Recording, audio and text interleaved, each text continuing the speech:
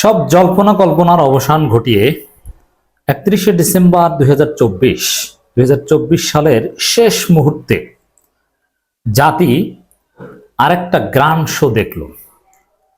ঘটনাবহুল 2024 আরেকটি ঐতিহাসিক ঘটনার মধ্য দিয়ে সমাপ্তি হতে যাচ্ছে। দর্শক, নানান জল্পনা কল্পনা, নাটকীয়তা, টান টান উত্তেজনা, কার জয় কার পরাজয়, শিক্ষার্থীরা বারবার পিছু হচ্ছে কেন, বিএনপি জিতে গিয়েছে, আওয়ামী লীগ বিএনপি খুশি, শিক্ষার্থীরা জুলাই রেভলিউশনের প্রোক্লেমেশন ঘোষণা করেনি, নানান কিছু।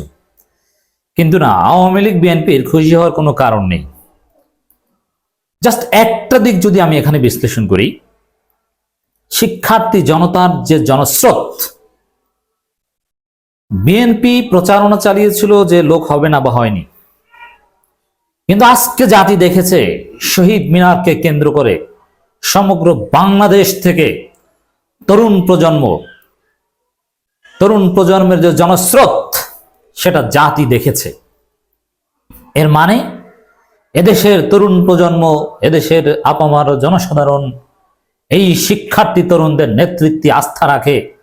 আজকে শহীদ মিনার লোকে লোকারণ্য হওয়ার মধ্য দিয়ে সেটাই প্রমাণিত হয়েছে।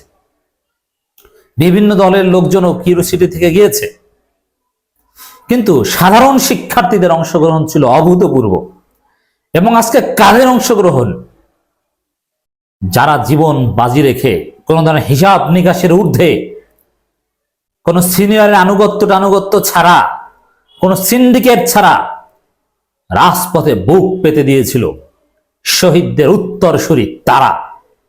আমি তো মনে করি আজকে শহীদ মিনারে যারা এসেছে, ওদের যে বয়স, ওদের শরীরের যে তেজ, এর চেয়ে 3 গুণ লোক যদি বিএনপি হাজির করতে পারে, তার চাইতে বেশি শক্তি আজকে শহীদ মিনারে শিক্ষার্থী জনতা দেখিয়েছে। কারণ বিএনপির লোকজনকে আমরা দেখেছি 9 মিনিটে 28 অক্টোবর 2023 একটু ফিরে যান, টোটাল ঢাকা শহর খালি।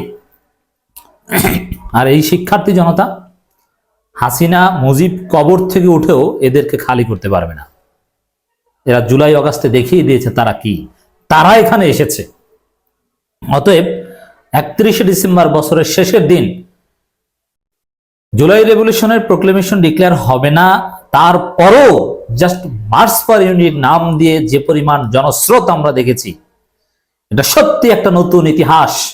আগামী নতুন সূর্যোদয়ের ইঙ্গিত যে আগামীতে শিক্ষার্থী জনতার যে নতুন দল হতে যাচ্ছে, জনগণের আশা আকাঙ্ক্ষার প্রতীক হয়ে তারা উঠবে।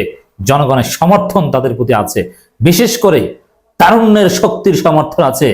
যেই তারুণ্য, আমরা তো বলবো 1:3, ওই বিএনপি, ওই বৃদ্ধ বুড়ো ভাম, তাদের 3 জন আর এদের একজন যথেষ্ট। 17 বছরের ছেলে মেয়েরা এখন ভোটাধিকার পাবে। অতএব অপেক্ষা করুন আগামী দিনের রাজনীতি খেলার। দর্শক, এখানে আজকের এই ঐতিহাসিক মহাসমাবেশ মার্চ ফর ইউনিটি নামগুলো দেখেন। এইসব নাম দিয়ে কখনো, এইসব নামও দিতে পারেনি, এইসব নাম দিয়ে বিএনপি কখনো সফল হয়নি। মার্চ ফর ডেমোক্রেসি দিয়েছিল, কিন্তু একটা বালুর ট্রাকেই সরাতে পারেনি। আর শিক্ষার্থীরা কি করেছে দেখেছেন না দর্শক?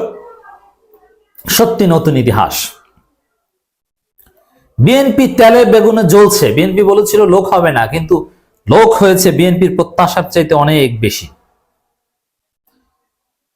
এখানে একটা স্লোগান ভাইরাল হয়েছে, একটা প্লেকার্ড, কাদের মির্জা ভাই ভাই, বাংলাদেশে শান্তি চাই। এর মানে এদেশের তরুণ প্রজন্ম মনে করে বিএনপি আওয়ামী লীগ মুদ্রার এপিঠ ওপিঠ, এবং বিএনপি আওয়ামী লীগ সমানভাবে আজকের মার্চ ফর ইউনিটি ঠেকানোর জন্য চেষ্টা করেছে, এবং আজকের জনস্রোত দেখে সমান কষ্ট পাচ্ছে, এবং জুলাই রেভলিউশনের প্রোক্লেমেশন ডিক্লেয়ার না হয় সমানভাবে খুশি।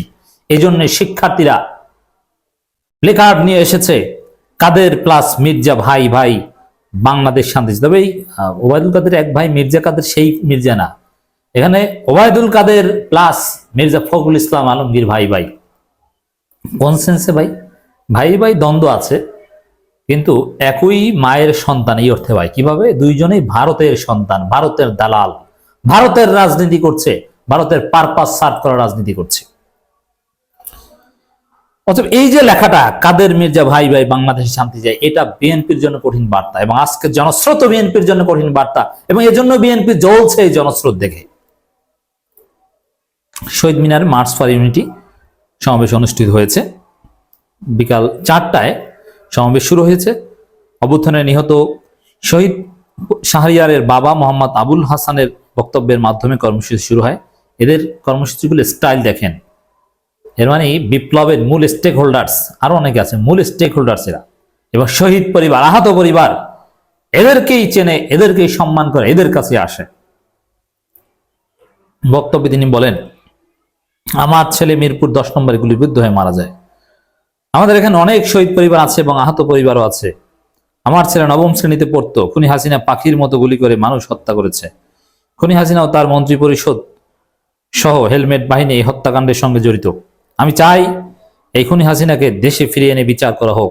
আমরা কোনো অজুহাত শুনতে চাই না। যদি এই খুনিদের বিচার না করা হয়, রাস্তায় নামতে বাধ্য হবে। আমাদের রাস্তায় নামাবেন না, আমরা চাই আমাদের সন্তান হত্যার বিচার করুন। আর বিএনপি কিন্তু বিচার চায় না। নেতারা বক্তব্য দিয়েছেন, নাগরিক কমিটির নেতারা বক্তব্য দিয়েছেন। নতজানু পররাষ্ট্র নীতি দেখতে চাই না, নাসিরউদ্দিন পাটোয়ারি আরো নানান বিষয় বলেছেন।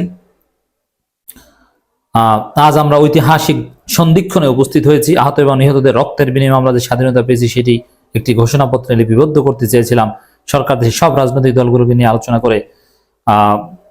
আলোচনা করে তারপরে সেটা করবে, এইসব কথাবার্তা বলেছেন। অসংখ্য শহীদের বাবা মা এখানে উপস্থিত হয়েছেন, নানান কিছু বলেছেন। তিনি বলেন, আওয়ামী লীগকে বিচারের মাধ্যমে নিষিদ্ধের প্রক্রিয়া যেতে হবে।